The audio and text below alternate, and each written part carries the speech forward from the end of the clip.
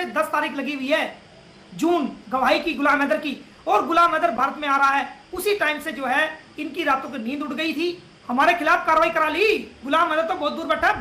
भारत में मोमिन मलिक तो पानीपत में बैठा है, हरियाणा के अंदर। अरे अगर हम आतंकवादी होते तो तू जिंदा होता, ये सीमा हैदर जिंदा होती, ये सचिन मीना जिंदा होता। सीमा हैदर के जितने भी चैनल हैं वो सारे चैनल बंद होंगे, ये मोमिन मलिक का आपको पता है। कि इसके भाई ने आज जो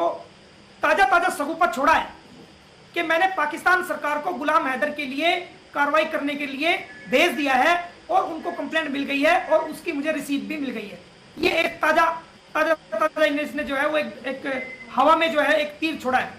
तो मैं आपको बता दूं दोस्तों कि जैसे ही ये खबर फैली कल कि पानीपत की कोर्ट ने सीमा हैदर को तलब कर लिया है, यूट्यूब को तलब कर लिया है, फेसबुक को तलब कर लिया है, इंस्टाग्राम को तलब कर लिया है, तो उस खबर को दबाने के लिए, उस खबर को किसी तरह लोगों तक ना पहुंचे, ज्यादा से ज्यादा लोगों तक ना पहुंचे, उसको दबाने के लिए इसने ऐसा बाइट बना के डाली है। भारत सरकार में इसने सबसे पहले जब इसको पता चला, जब फैमिली कोर्ट गौतम बुद्ध नगर ने सीमा हैदर को नोटिस जारी किया, सचिन मीना को नोटिस जारी किया, पंडित जी को नोटिस जारी किया, तमाम बारातियों को नोटिस जारी किया, तो वो नोटिस जब इनको मिला और जब इनको ये पता चला कि दूसरे 3 केसेस में 10 तारीख लगी हुई है जून, गवाही की गुलाम हैदर की, और गुलाम हैदर भारत में आ रहा है, उसी टाइम से जो है इनकी रातों की नींद उड़ गई थी, ये परेशान हो गए थे और इनका खाना पीना सब बंद हो गया था और ये लोग षड्यंत्र की तरफ चल पड़े थे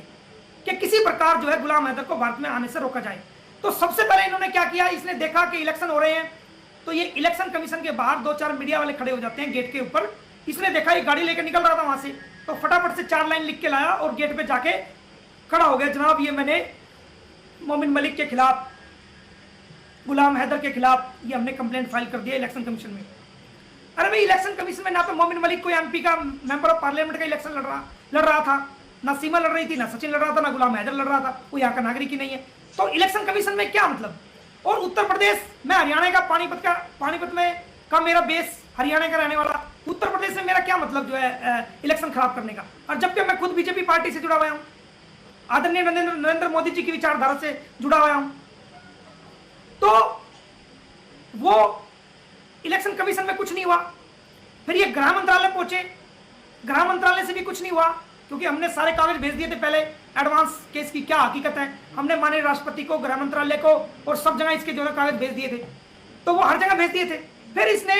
एक नया आरोप लगाया कि मोमिन मलिक तो आतंकवादी है, कह रहा है कि हमने पाकिस्तान सरकार को लिख दिया,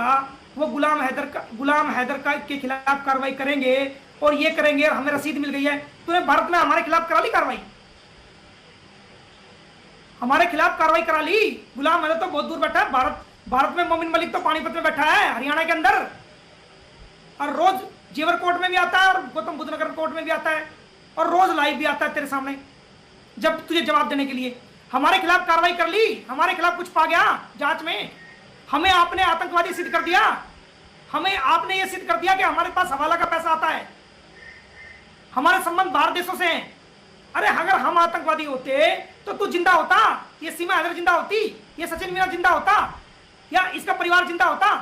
आतंकवादी को छेड़ के कोई जिंदा रह सकता है क्या? वो तो उसी टाइम अपना रूप दिखा देते हैं। और कोई आतंकवादी कभी भी कोर्ट में फाइल लेके जाता है क्या कि जनाब मैं आतंकवादी हूं और ये मेरा मुकदमा सुनो? हम तो कोर्ट में गए हैं ना फाइल लेकर के, हमने कोर्ट में केस लगाया है ना तुम्हारे खिलाफ, और माननीय न्यायालय ने तुम्हें नोटिस जारी किया ना, तो हम तो वकील हुए ना जो कोर्ट में गए तुम्हारे खिलाफ केस लेकर के। हम भारत की भूमि पे जन्मे हैं, भारत की भूमि हमारे लिए भारत माता है, इसके लिए हम अपनी गर्दन कटवा सकते हैं, तेरे की तरह गुमराह नहीं कर सकते कि आई भी पूछे तो ये कहना, रो पूछे तो ये कहना, एटीएस पूछे तो ये कहना। हम भारत की सुरक्षा से खिलवाड़ नहीं कर सकते। हमारे लिए हमारा परिवार भी बाद में है,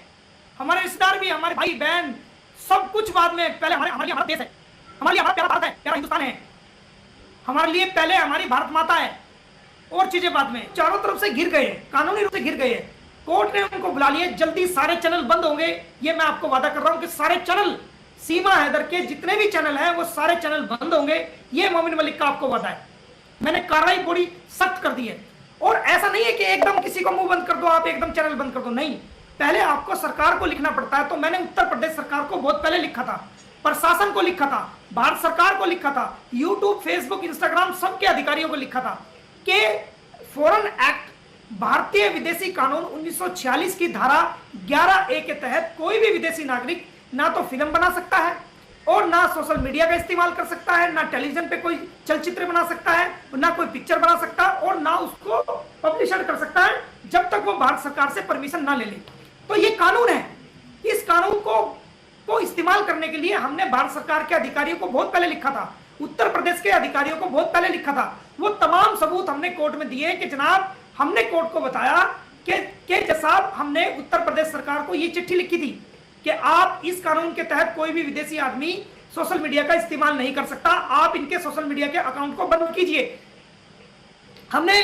गौतम बुद्ध नगर प्रशासन को लिखा, हमने एसएचओ रबुपुरा को लिखा, हमने भारत सरकार गृह मंत्रालय को लिखा, हमने यूट्यूब को लिखा, गूगल को लिखा, हमने जो फेसबुक को लिखा और तमाम जो अथॉरिटीज थी हमने सब जगह लिख के कानून के साथ हवाला देके अपनी बात को लिखा। जो लोगों को सीमा हैदर ने जो लाइव आके भारत की बेटियों को गाली दी, पारुल को गालियां दी, बहुत बुरी बुरी गालियां दी, हमारी बहनों को गालियां दी, हमारे देश के बेटों को गालियां दी, हिंदुस्तानियों को गालियां दी। एक पाकिस्तान की आई हुई महिला जो इलीगल रूप से, जो वीजा लेके भी नहीं आई है, इलीगल रूप से हमारे भारत में एंट्री कर गई और जो हमारे भारत में रह रही है, हमारे भारत का के अन्न को खा रही है, हमारे भारत की सब्जियों को खा रही है, फलों को खा रही है और सारी चीज जो खाने पीने की है वो सारी चीजों को खा रही है। अच्छी बात है, खाए, मना नहीं है, लेकिन हमारा खा करके, हमारे भारत का खा करके, हमारे भारत में रह करके और हमारे भारत की तमाम सुविधाओं का, सुख का प्रयोग कर करके, उसके बावजूद जो YouTube से कमाई हो रही है वो हमारे भारतीयों की गाढ़ी कमाई में से उसको जाती है, जो उसको मिलती है। तो उन सब का प्रयोग कर करके हमारे भारतीय बहनों को गालियां देना, हमारे भारतीयों को गाली देना, हमारे हिंदुस्तान के बारे में गलत बोलना और देश के मुसलमानों को कटवा कहना, देश के मुसलमानों को गद्दार कहना और जो हमारे पड़ोसी मुल्क है और अपने पति को कुत्ता कहना, अपने पति को जलील करना, ये कहाँ की इंसानियत है। इस तरह का जो प्लेटफॉर्म को, जो सोशल मीडिया का प्लेटफॉर्म है, वो इसने सोशल मीडिया की जगह एक गाली देने का जरिया बना लिया है। हिंदुस्तानियों को रोज रोज नीचा दिखाती है, हमारे घर पे, हमारे भारत में रह रही है और हम ही भारतीयों को ये गंदी गालियां दे रही है और हम सिर्फ और सिर्फ इसलिए इंतजार कर रहे हैं कि भाई कानूनी कार्रवाई चल रही है। कोई भी भारत ने कानून नहीं लिया, वरना इसके घर में घुस के हमारे भारतीय लोग जो है इसका मुंह तोड़ देते। लेकिन किसी भी भारतीय आदमी ने ऐसा कोई कदम नहीं उठाया। क्यों नहीं उठाया? क्योंकि हमारे भारत के लोग वो न्यायतंत्र प्रणाली में, न्यायिक प्रणाली में, भारत के न्यायिक तंत्र में विश्वास रखते हैं, हमारी ऑनरेबल कोर्ट्स में विश्वास रखते हैं, कानून में विश्वास रखते हैं और कानून से हमारे भारत के लोग चलते हैं और कानूनी कार्रवाई उनके ऊपर हो रही है। तो एक ऐसे लोगों को गालियां दे रहे हो, बाहर के बुजुर्गों को गालियां दे रही हो और भारतीय वकीलों को आप गालियां दे रहे हो, उनकी उपहास उड़ा रहे हो, उनकी बेइज्जती करने की कोशिश कर रहे हो और हमारे दुश्मनों से मिलके पिछली बातों को, जिनका कोई महत्व नहीं है, उन लोगों को सार्वजनिक कर रहे हो। तो ये सब बातें